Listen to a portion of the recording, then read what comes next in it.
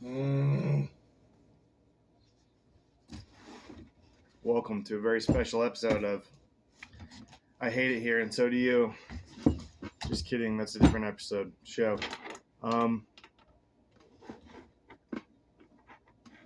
Prelude to Ulysses, Alex reads Littler Things. We're going to read some more Rumi. We're going to read Images of the Unseen.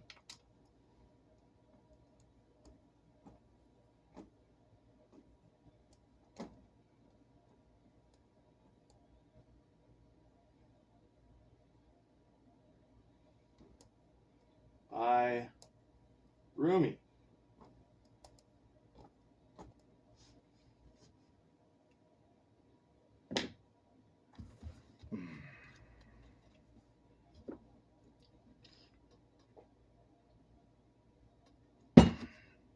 So tired lately. I slept like 12 hours, 3 nights in a row. It's crazy. I feel like shit. But let's change all that by reading this fantastic book. Images of the Unseen. Is it right to make images of how the unseen world works? Only the one who knows such things can do that. How can our bald heads explain hair? I think pretty easily. I mean, the word bald in itself explains the absence of hair. Once they have a bald forehead, it's just not there. So that's a pretty bad example. No, read the whole thing and then complain about it. Okay. Is it right to make images of how the unseen world works? Only the one who knows such things can do that. How can our bald heads explain hair? Moses thought what he saw was a stick, but it had a dragon inside of it. If such a spiritual king cannot see inside a piece of wood, how can we possibly understand temptation and destiny? The grain thrown out and the thrower's purposes. We are mice peeking around and meddling where we ought not. The images we invent could change into wild beasts and tear us to pieces. Satan said that he was fire and that Adam was clay, and with that comparison he destroyed himself. In Noah's time, people mocked his shipbuilding with metaphors. Maybe it will sprout legs and walk away. Put some wings on it. But Noah knew his work was right. He didn't mind what they said. Here's a story. A thief was cutting a hole through the wall of a house at night. The owner was sick and groggy, but he heard the soft digging tap of the pick.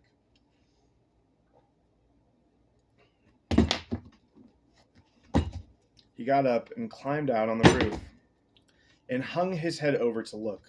What's going on down there? Why are you out in the middle of the night? Who are you?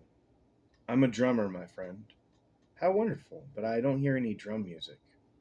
You will. Tomorrow you'll hear a song that goes, oh no, what has happened? Oh no, I've been robbed. This is how we sound when we talk about spiritual matters, saying moon and soul and spirit guide. What do we mean by these words? Sometimes I say the sun, within the sun, inside the sun, and claim to be describing God. I'm talking in my sleep. Now, initially, I dislike a lot of this, and then I liked a lot of it. First of all, I'm okay with describing your imaginations in visual format. I like art.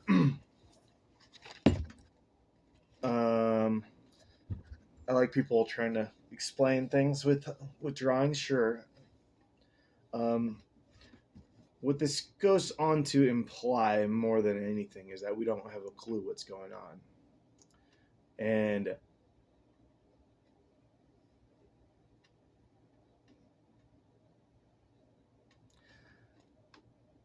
not necessarily that it's an insult to any higher power, but it is so worthless. But also it says, meddling where we ought not to. I don't know. I'm a proponent of freedom. To draw whatever you fucking want and say whatever you fucking want.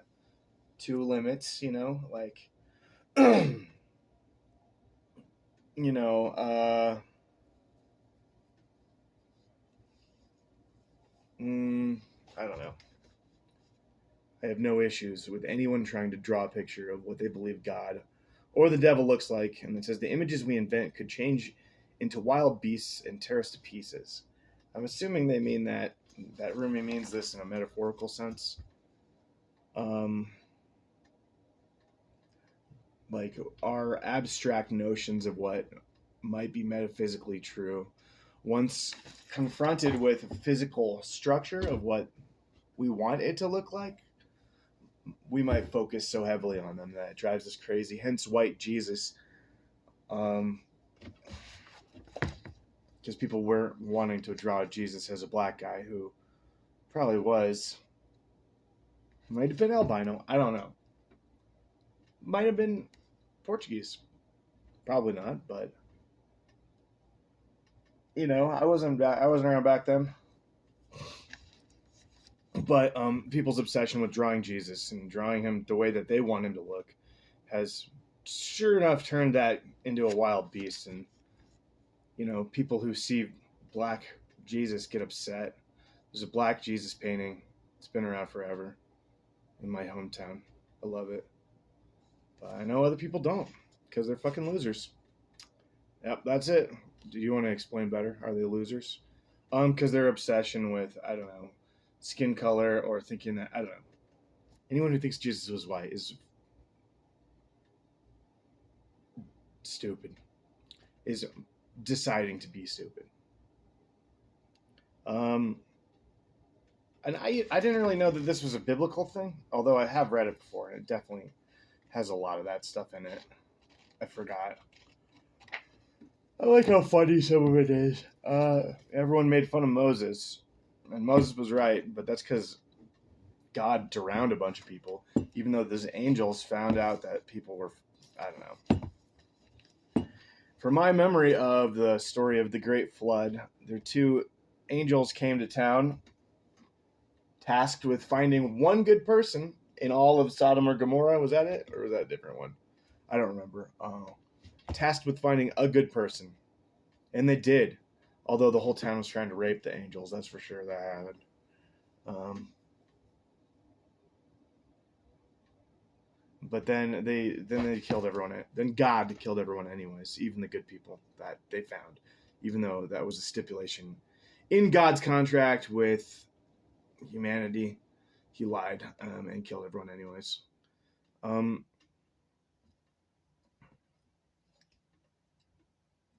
Now, the second part I really am kind of confused about.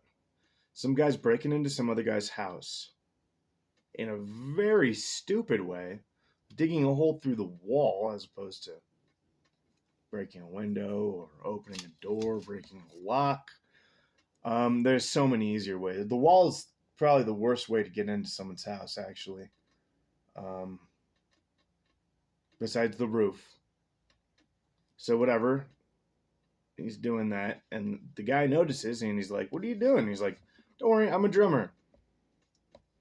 And then he tells them that he's going to be robbed tomorrow. But assumingly that the guy who's asking the robber what's going on is too stupid to even understand that he's making fun of him, saying, "Tomorrow you'll hear a song that goes, 'Oh no, what has happened? Oh no, I've been robbed.'" So this part I don't really understand, but I like it a lot more. It says, "This is how we talk. This is how we sound when we talk about spiritual matters." We're just saying stupid things, I guess. Which I agree with. I think that anyone who claims to know something, to have knowledge of the afterlife or knowledge of metaphysical beings and their specificities, they are the biggest liars. All that we all have in common is none of us know shit about this or anything. So what do I mean? What do we mean by these words? Sometimes I say the sun within the sun inside the sun and claim to be describing God. I'm talking in my sleep. Now, I put a lot of value into sleep talk and stuff like that, and dreams. So while I do disagree, and I think it's great to describe your deities in a visual format, i.e., painting, drawings, or whatever. I think it's a fun idea. I think that we are a richer species because of hieroglyphics and petroglyphs and stuff like that. I do think it's silly to add meaning where there is only assumptions. That was a fun one. I like Mathwani. I don't know if it's religious or whatever. Konya, Turkey. Oh, let's read it. Jalaluddin Rumi, 1207 to 1273, the poet and mystic, lived in south-central Anatolia, Konya, Turkey, in the 13th century. He wrote in Persian. This collection contains Coleman Barks' continuing work on Rumi's 6-volume masterpiece, the Mathwani, the Mathnawi. Included here are the notorious Latin parts, in which Reynold Nicholson chose, in the 1920s translation, to put into Latin instead of English. Many of these sections then have been successfully hidden away from anyone whose Latin has lapsed until now. For Rumi, anything that human beings do, however compulsive or ludicrous, affords a glimpse of the inner life. These rowdy, ecstatic, and sometimes stern teaching stories reveal new and very human properties in the great poet's vision. Wow, what fun stuff to read. Cool.